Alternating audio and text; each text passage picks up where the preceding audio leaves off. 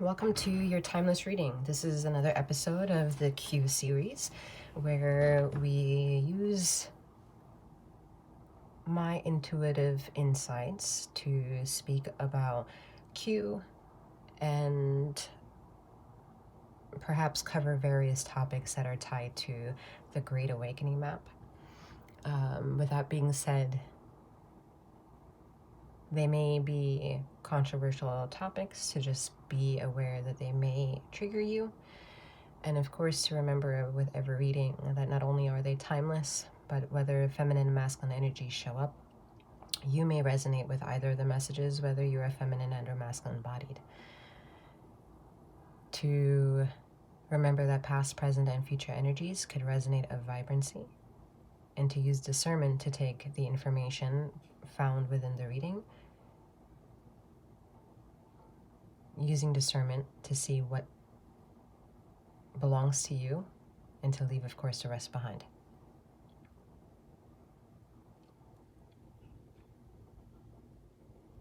Q is a controversial symbol.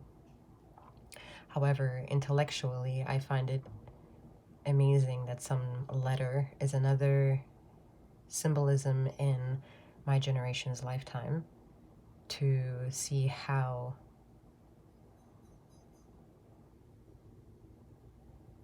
politically daunting it is, the movement that's behind it, and trying to figure out what the point of it is without wanting to tag along with any emotional connection to it, whether it's right or whether it's wrong.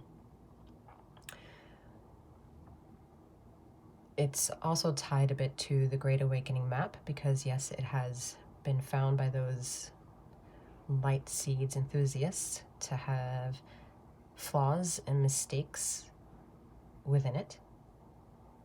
And I challenge my own personal discovery of how the map has and shows to be wrong.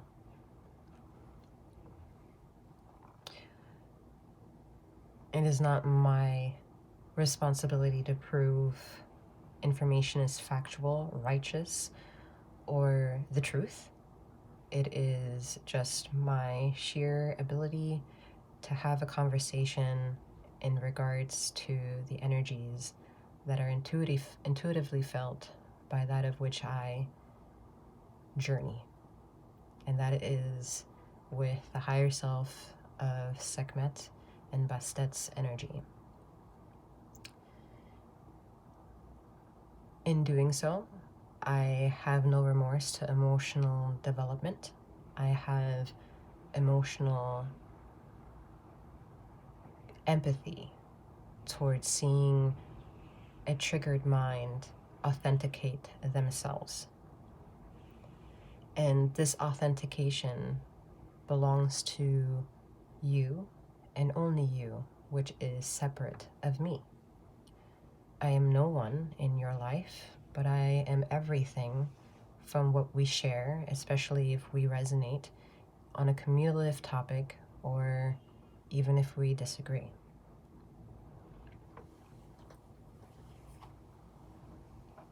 So please take the information as lightheartedly as possible with any episodes that I provide or any readings that I provide that are related to Q.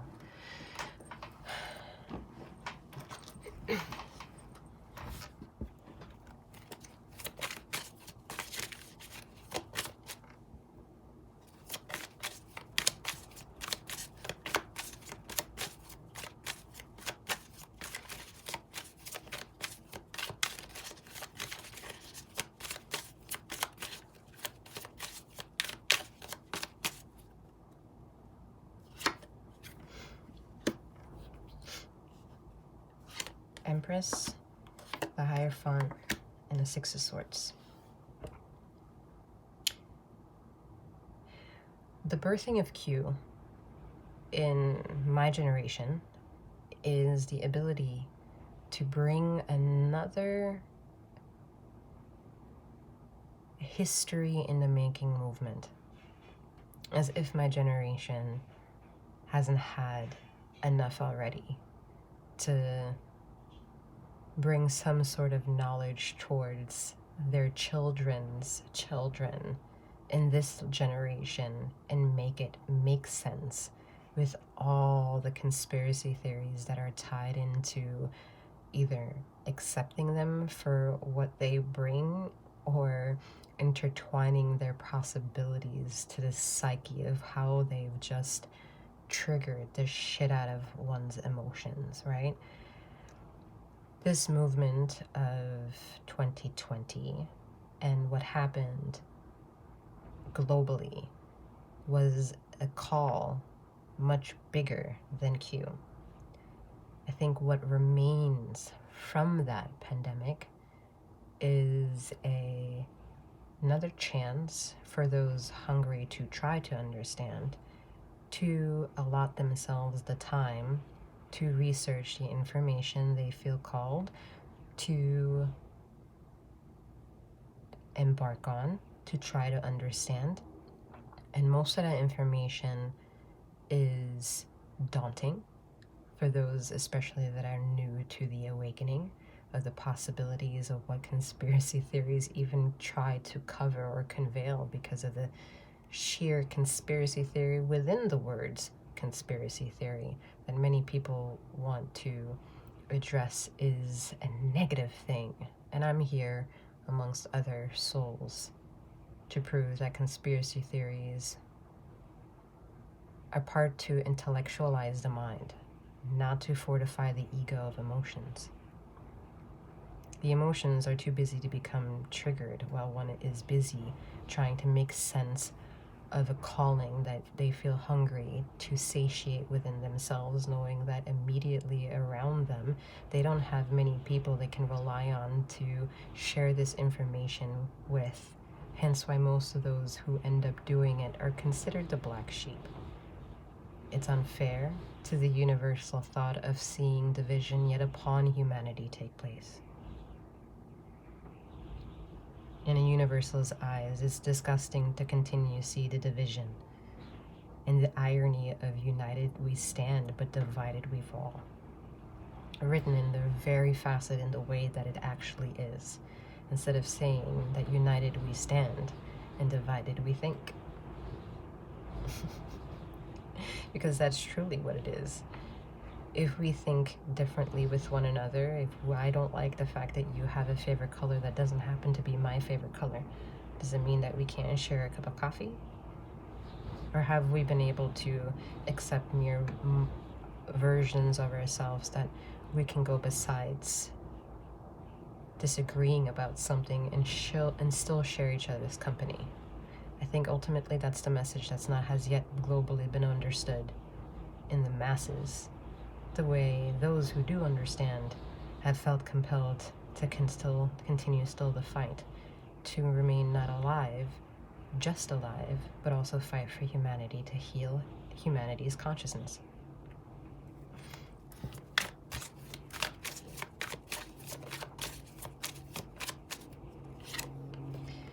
Ace of Swords and Four of Pentacles.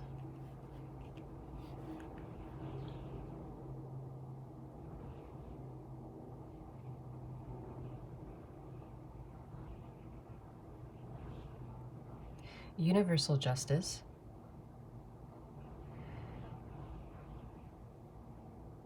was created by man with paper and ink. And paper and ink became a stamp that took the shape of having the most value of a currency tied to it. That with that same ideology, whenever you signed your name off to something, most people allude to the idea that you signed off your soul because you signed it off to perhaps seal a deal of a contract of some kind. And to have done that is to limit yourself under the rules and regulations of another, and saying that in the timeless timeline of that contract, one cannot be their authentic selves, so you are ultimately under the control of another person. However, is it universal justice for one to seek control of another by forcing them to sign something off and then live under the jurisdiction of having to do so?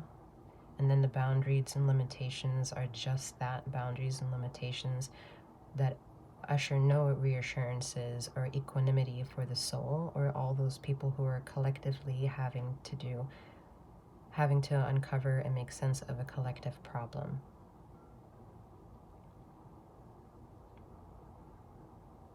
It is known to most that the system is a system unfair and not designed in the way that it has truly showed up in personal lives and privatizations of trying to mend broken hearts, that they have been fair or even given a justly form of an answer that doesn't take decades to finally finalize.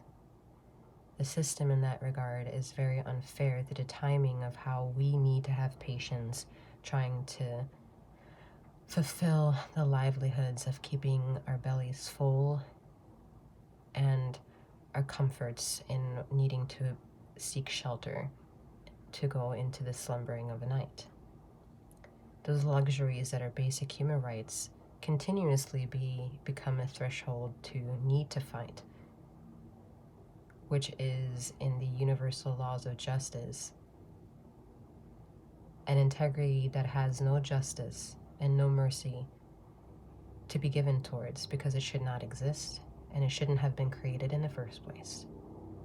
However, now that it's here and has morphed a reality to and for several generations before and after my time, it is imperative that we utilize the system in changing the system within the system, as if the system within itself had a virus, to be able to conquer all the kinks within it, so that finally something produced by the system is fair with equanimity for all.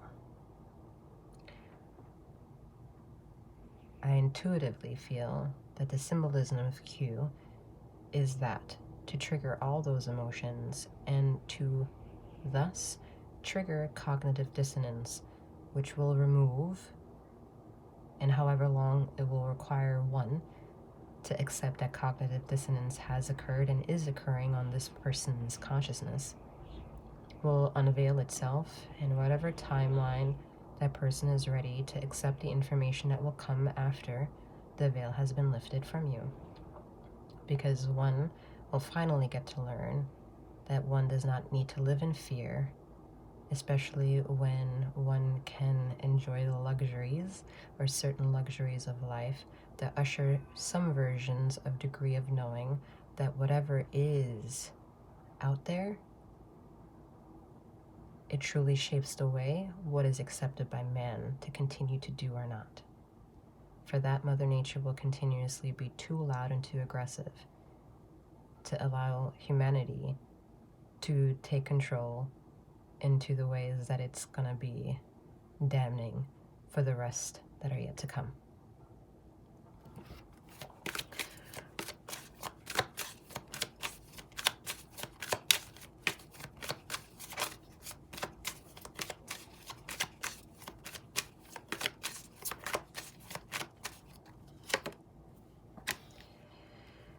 The universe is offering and ushering the time to heal, because the importance of knowing how small you are, how small we may feel in the billions of people that are said to be around, are said to have to and need to fight for the same survival mechanisms, are all lonely when they go to sleep at night.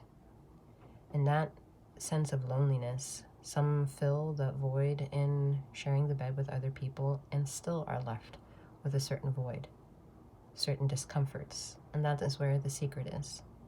That is where you can choose to travel your lucid state of consciousness and become more astute at what the void represents, and to figure out who you are within the void, and to become that as you wake up and have the day that is allotted for you and present for you at that time.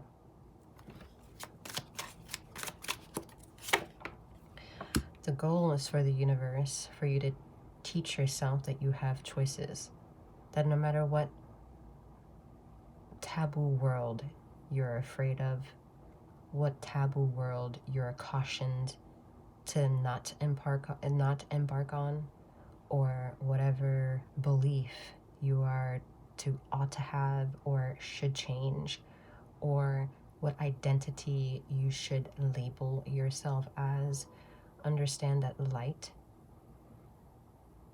doesn't know that it's red just because you see that it's red.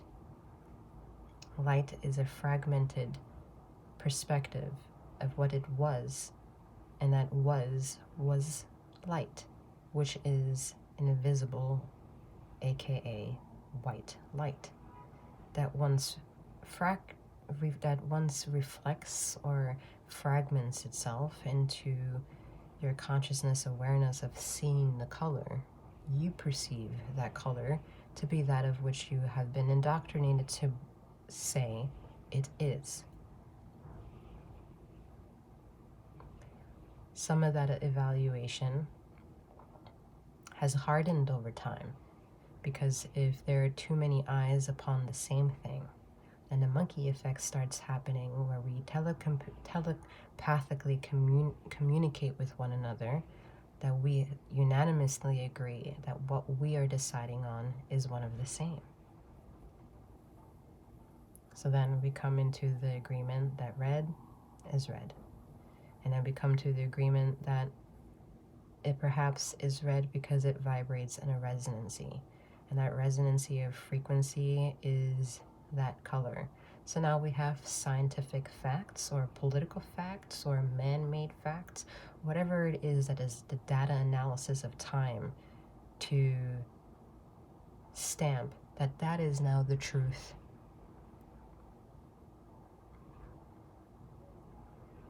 However, another topic that is just as controversial is to figure out whether or not humanity as a collective consciousness could go from once teaching each other that the earth is a globe and a world and circular, could it potentially be flat?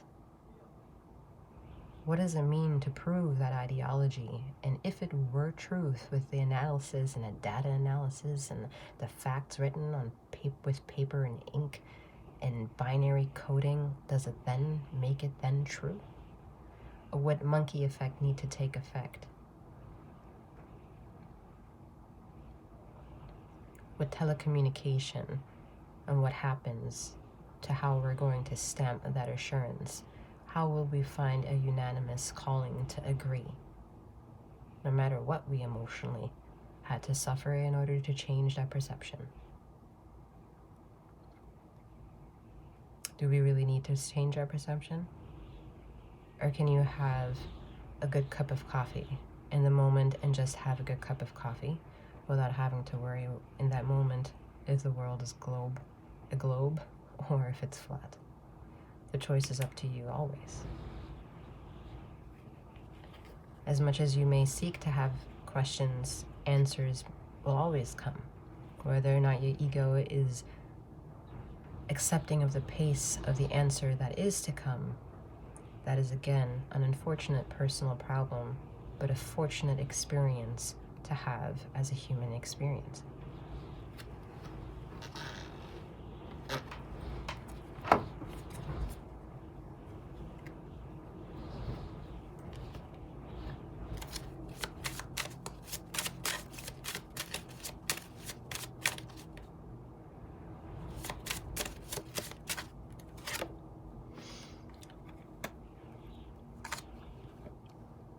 Universe wants you to find passion that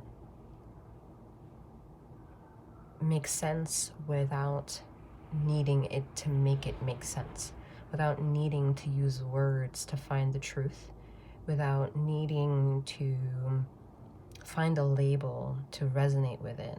Whatever vortex of your mind, your body, your soul, your whole being you can go to, Isn't it exciting? Isn't a chance at breath fortifying? Do we really need it to be labeled as a spiritual journey to master how to have that conversation? Or can you just have a conversation, and if someone were to say, wow, that's very spiritual, well, isn't that then a compliment?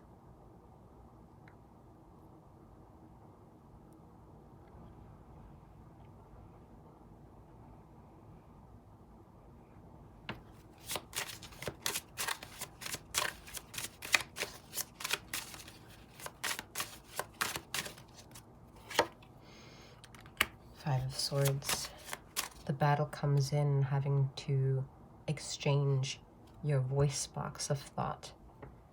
That sometimes thinking out loud is the most difficult thing to do, because in the presence of other people, some people may agree with what you have to say. Some people may have no idea what it is or why you're saying something in that moment. Some people haven't even heard you speak. Some people say speak up or say it with your chest. Some people are saying that your tone is too loud or too harsh. There are just so many nuances in having to voice one's voice box.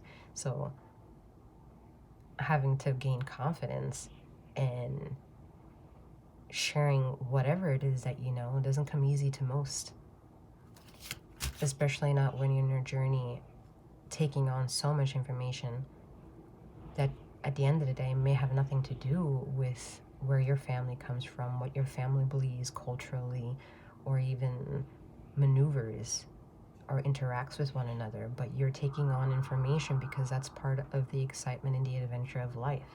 Whether it's your choice of work or a hobby or a talent, it's part of the curiosity of what makes you you, or also allows passing of time. But that passing of time, for those who enjoy what they do, see the fluid motion of living and embracing that notion without too much emotional attachment to it. It's not an easy task. But part of the life experience is to value the emotions that do come, so that way you can feel, oh, that has made me felt the most alive, or what can I do to feel more alive? All these questions while you are living.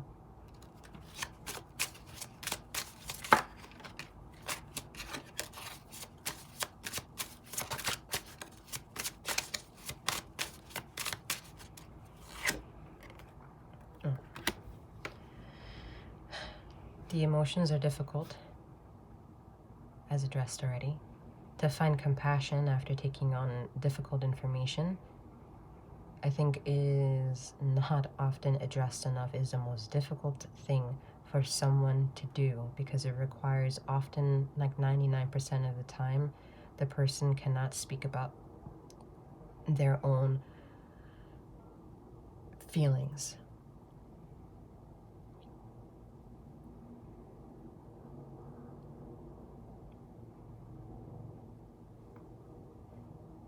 Not being able or not feeling that one is heard when they have a lot to feel in a moment is very difficult for one who feels a lot. There's so many questions that come, so many expectations and standards that play around in the mind, whether or not you should have standards or should set boundaries, or once you make boundaries, do you need to change them? Are they wrong boundaries? There are very, very, very, very many difficult tasks at being a good human. As much as there are so many convoluted misjudgments and opinions on how to be a good human, the system hasn't generated enough vulnerability and satisfaction for anyone to go into wherever the fuck they are and get the same treatment from the same system. And that's because the system designs that whoever wants to take a power play using the system gets to. Doing so, immediate imbalance, because one is being greedy or withholding information because they signed off their name to do so. It is inhumane in the laws of universal justice. It's inhumane. And to have a ushering, reoccurring conversation about how humanity should collectively commune themselves and make a movement is becoming ridiculous in the eyes of humanity itself, because all of humanity has done over and over and over again is try to unite itself with huge crowds. And yes, many have been impactful, and the universe has no emotion to those things. It sees, however, the facts of what it is done and sees that the end result is still very much the same. And the break that many may feel right now has nothing to do with the system, but a belief structure that is very hard to chase and say whether or not a scripture of long ago meets the value of what it means to play with the knowing that one is beginning now in this break of consciousness to learn about themselves, figuring out where they are and where they come from.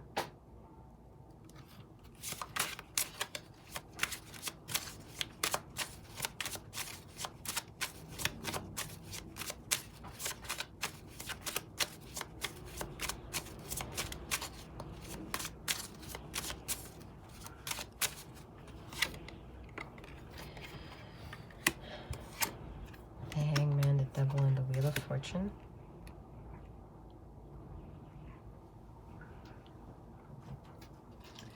Difficult topics put difficult emotions into someone's heart and mind, forcing them to be taken aback by perhaps a different set of belief or opinion or fact that makes it difficult to figure out whether or not they can believe in it or not. And that's the testament of the ego, because the ego is then very much aware of everything, hyper aware of that, and making sure that you also survive. And if your ego doesn't agree with the situation, then it's hard to see what makes sense and what doesn't make sense, especially if you don't have a good developing relationship with your own ego and know that your ego is not the one that is the ruler of your destiny. It plays with the idea that you have a destiny. Plays the idea with questioning your destiny. But the inner ingenuities that have nothing to do with your ego will always prove a validation beyond the time and space of you believing it.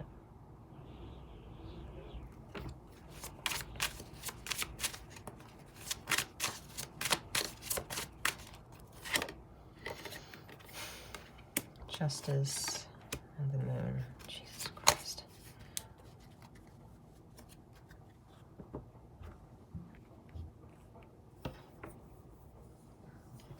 A lot of people know that when they build a tradition with family, that a lot of family politics are to remain in the family politics. Like, don't talk about family kind of thing. And that's where the moon energy comes in, where it's so loud in someone being a certain way and it just not always aligning with them, that they feel so good about it because it just can't disclose certain informations. There's some things that are just not allowed to be talked about, because if you do, you're the black sheep. You're the thinker, you're the one taking things too personal, you're the problematic one. You go around triggering everybody, or you don't have anything to say. You're either too much of the extrovert or too much of the introvert, and you never can satisfy someone. It's self-identity going haywire because you don't know what you're allowed to be. Meanwhile, there might be an inner calling to become something that your inner dreams and fantasies want you to experience in this life, because everyone's going around saying YOLO. But you don't only live once. Your consciousness of remembrance doesn't validate that. The most often than not, when you travel in the esoteric realm, energy and your own Akashic records prove that it's not you only live once.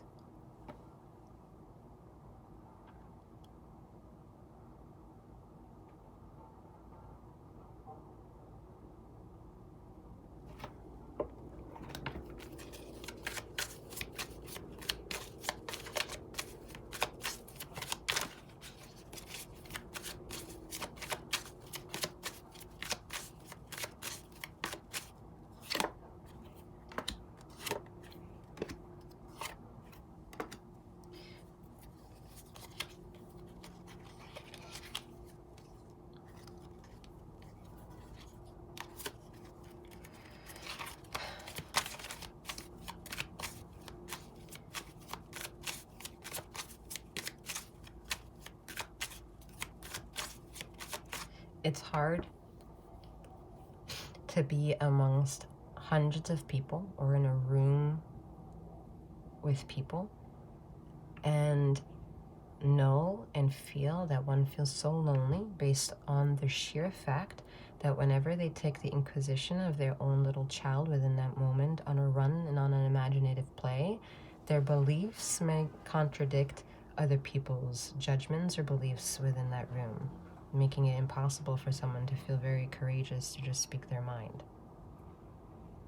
However, the stimulation of being around so many individuals is also very opportunistic and enthralling for an individual to not allow themselves to be part of that.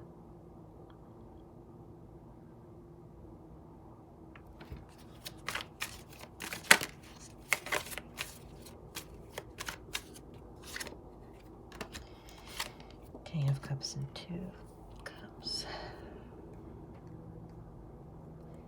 Part of the need of being around several people is to fill in a void that oftentimes has to do with emotional curiosity. And that emotional curiosity is driven by many purposes, and each of them individual to whomever is experiencing them. Everyone has different reasons for joining a party, leaving a party, or not going to one. Ultimately, it can be gratifying or not gratifying of an experience for every single one who's thinking about the subject at hand.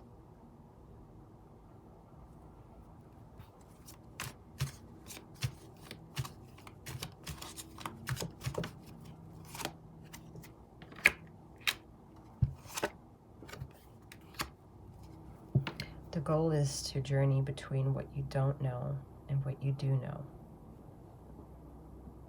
Many people are aware of that, but many people still within that construct of unknowing want to intertwine source as being the one to have the full control, when it's just not as true to knowing that you have choices to make what is available by source to then be true. But that truth has come with the honesty of your interactions and your doing, making it your game, making it your life experience, and yours only. And together, unanimously, we have to fight for the system to make every individual voice be accepted, to at least be heard. And right now, what most do not see is that 2020 has brought in a shift for that system, for anyone within the system needing to make out the time to listen to anyone that is now involved in the system. Whether or not solutions can be gratified is a continuing flaw of the system. But unanimously, a lot of people are not yet very well aware that the system has opened the door for everyone to have a platform. However, everyone now is ushering their own goddamn opinion of how the system should be run, instead of allowing source to fix the system. And you just attend to the fixing.